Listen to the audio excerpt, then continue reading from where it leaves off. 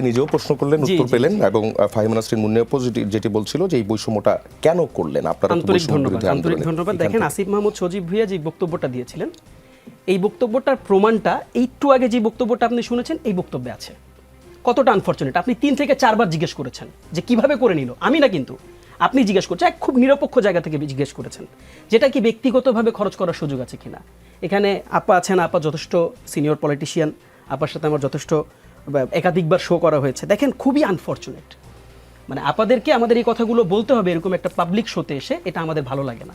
তিনি কি এখন রিজেম্বলেন্স করলেন কোথায়, এটাকে উদাহরণস্বরূপ দুইটাকে কোন জায়গায় আনলেন। একটা বললেন খেজুরের কথা দিয়ে এডিবির প্রকল্পকে জাস্টিফাই করলেন এবং বললেন খেজুরের হিসাব যেহেতু চাইছো তাহলে এডিবির হিসাব দিতে হবে। খুবই আনফরচুনেট।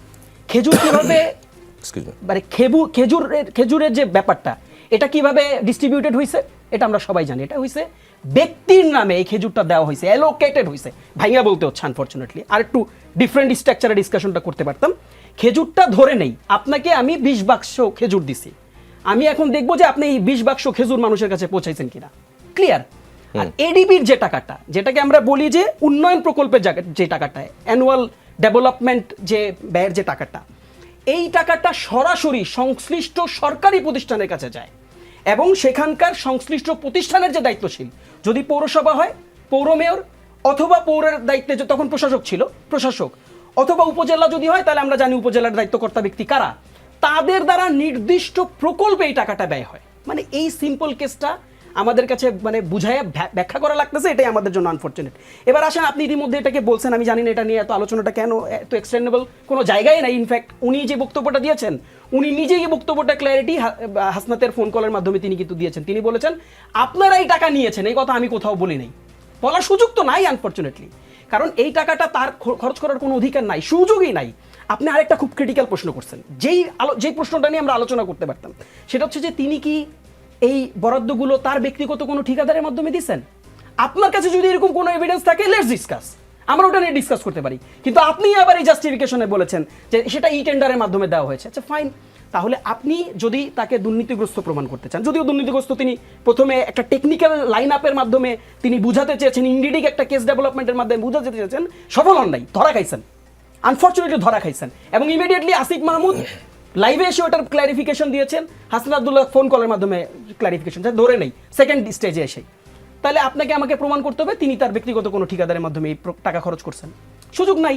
আপনি নিজেই বলতেছেন ইটের মাধ্যমে, ধরেন সুযোগ আছে, এভিডেন্স দেন, কথা বলি, we do not have any problem. আমাদেরকে নিয়ে, আমাদের প্রত্যেকটা সহকর্মীদেরকে নিয়ে হাজার হাজার অভিযোগ, ভুরি অভিযোগ। আপনার খেয়াল নিশ্চয়ই আছে, কিছুদিন আগে আমরা শুনলাম স্থানীয় সরকার প্রতিমন্ত্রী তিনি এসে হুট করে বলে ফেললেন যে কোনো একটা প্রকল্পে সচিবের সাইন ছাড়া নাকি সেই প্রকল্প পাস হয়ে গেছে। Very unfortunate. এটা আসিফ মাহমুদ ইমিডিয়েটলি লাইভে এসে বলছেন একটা সচিবের সাইন ছাড়া প্রকল্প পাশই হইতে পারে না। এবং যে ধরনের প্রকল্প, যে ধরনের সাইজ, যেই প্রকল্পের সাইজ, দেখেন আমরা ছোট মানুষ, আমরা জানি, আপনারা জানেন না, কেমন লাগে না জিনিসটা শুনতে। আবার আপনারা বলেন আপনার এক্সপিরিয়েন্স, আমরা এক্সপিরিয়েন্স না, তো আনফরচুনেট লাগে শুনতে। এই ধরনের প্রকল্প আগে একনেকে যায়, একনেক থেকে পাশেন, একনেকে কারা থাকে ভাই বলেন, কারা থাকে? ওইখানে রাষ্ট্রের সর্বোচ্চ কর্তা ব্যক্তি সবাই থাকেন।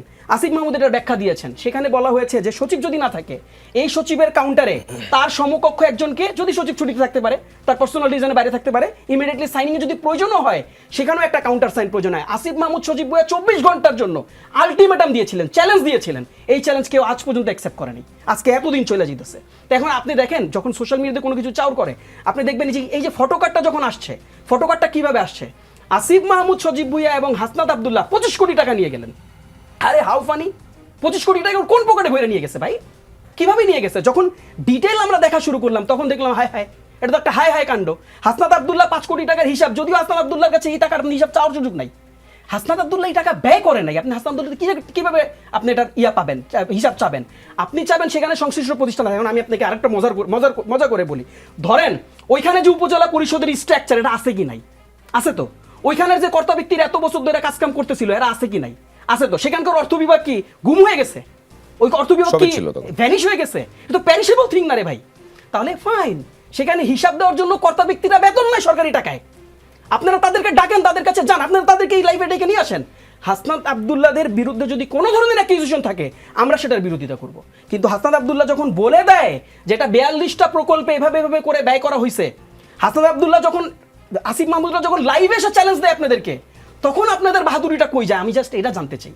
তখন আপনারা কেন ওই চ্যালেঞ্জগুলোকে অ্যাকসেপ্ট করেন না? আচ্ছা, আর যে বৈষম্যটা যে হলো, বৈষম্যের ব্যাপারে বলি, দেখেন তৎকালীন সময়ে থোক বরাদ্দ, বিশেষ বরাদ্দ তৎকালীন সময়ে 650 কোটি টাকা তৎকালীন সময়ে ডিস্ট্রিবিউটেড হয়েছে, 650 কোটি টাকা। এবং আমি আপনাকে একটু মনে করে দিই, কোনো দিকে যাওয়া লাগবে না, গুগল করেন তৎকালীন সময় এই বরাদ্দটা যখন হয়েছে, প্রথম আলো ইমিডিয়েটলি রিপোর্ট করছিল এটাকে নিয়ে, যে এইভাবে করে আলাদা করে তাদেরকে বেশি টাকা দেওয়া হয়েছে।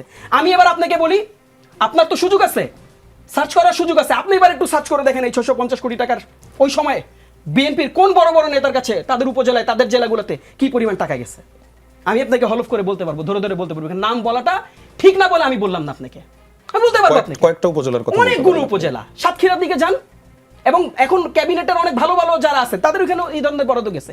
তাহলে বরাদ্দটার এসেন্স কি ছিল, এটার সিস্টেম কি ছিল, এটারও ব্যাখ্যা আসিফ মাহমুদ সজীব ভাই তৎকালীন সময় দিয়েছিলেন।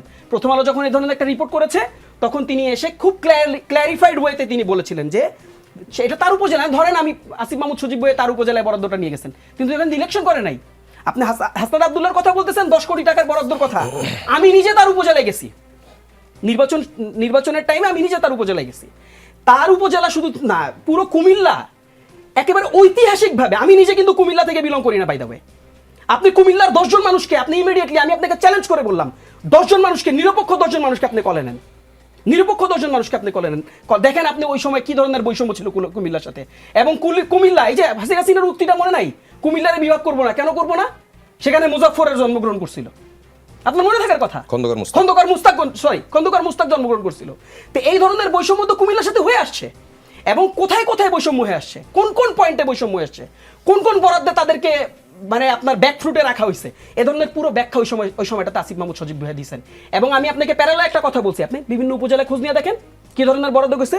650 কোটি টাকা আপনি প্রফেশনালিটি ভাগ করেন, যেভাবে করে বিরাট করে দেখানো হইতেছে, বিশাল টাকা তারা নিয়ে গেছে। আরে ভাই, এই টাকাটা যে নিয়ে গেছে, সে যদি পকেটে হইরা না নিয়ে যায়, তাহলে কুমিল্লায় 2 উপজেলায় যদি আমার 5 লক্ষ 10 লক্ষ লোক থাকে, এই 10 লক্ষ লোক কি সব আসিফ মাহমুদ আর হাসনাত আব্দুল্লাহর আত্মীয়? ওইখানে লোক নাই, ওইখানে আওয়ামী লীগের লোক নাই। এখন ধরেন আমি আপনাকে বলি, দেবিদ্দার বলতেছি, আপনার এই যে আসিফ মাহমুদ সজীব ভাইয়ের যে উপজেলা, ওই উপজেলা তো বিএনপির এমপি, তাহলে এই উন্নয়ন কার্যক্রম যে সংগঠিত হবে, এটার অ্যাডভান্টেজ কে পাবে? এটাকে আসিফ মাহমুদ সজীব ভুইয়া পাবে, সে তো তার এলাকায় ইলেকশন করে নাই। কাজেই দেখেন, আপনি এই ধরনের ন্যারেটিভ ডেভেলপ করতে পারবেন, বারবার বলতেছি, ন্যারেটিভ ডেভেলপমেন্টের কিন্তু জায়গা এখন শেষ হয়ে আসছে ভাই। আসেন এভিডেন্ট কথাবার্তা বলি।